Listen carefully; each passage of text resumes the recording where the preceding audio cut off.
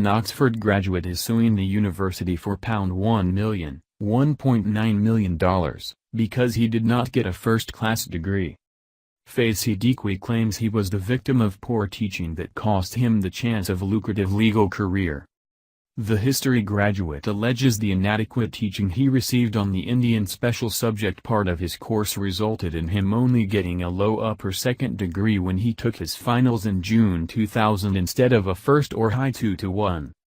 He blames the situation on staff being absent on sabbatical leave and alleges that medical information about him was not submitted to the examiners by a tutor. But Oxford say Siddiqui's claim that he had lost out in his career was complete speculation and fanciful.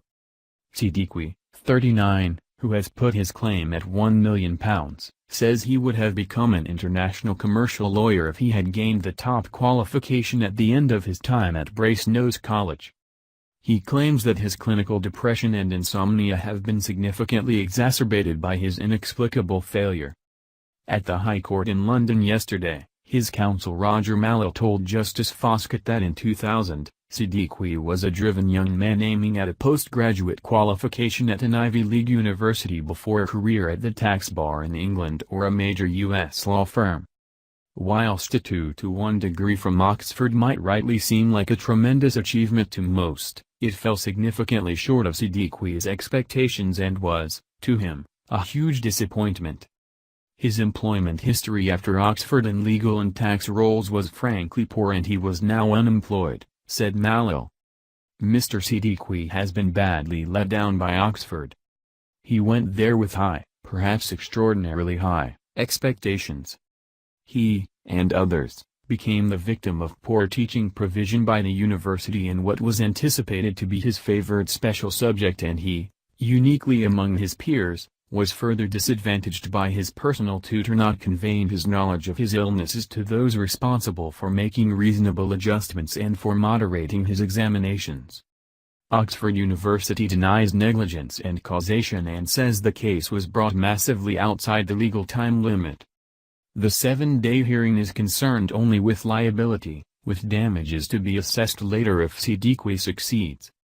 Julian Milford, for Oxford University, told the court that Siddiqui complained about insufficient resources but had said he did not notice anything wrong with the quality of the teaching provided except it was a little bit dull.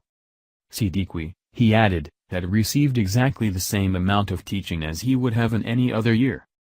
The entire picture of Siddiqui's academic performance was one of promise laced with inconsistency, he said. Milford said that the contemporaneous records made no reference to Siddiqui's mental health during his final year, although he claimed he made his tutor aware of his depression.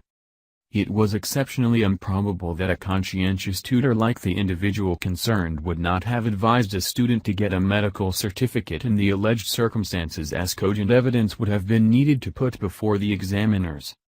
The only action that could have been taken by the examiners when considering medical evidence would be to award a candidate his proper class, and in Siddiqui's case, that was unarguably a 2-1 and not a first. Siddiqui's claim ignored the fact that he had excellent opportunities at the start, including a training contract with one of the world's leading law firm Clifford Chance, which was a real feather in his cap. The case is expected to last for 7 days. Thanks for watching. Please subscribe my STC News channel.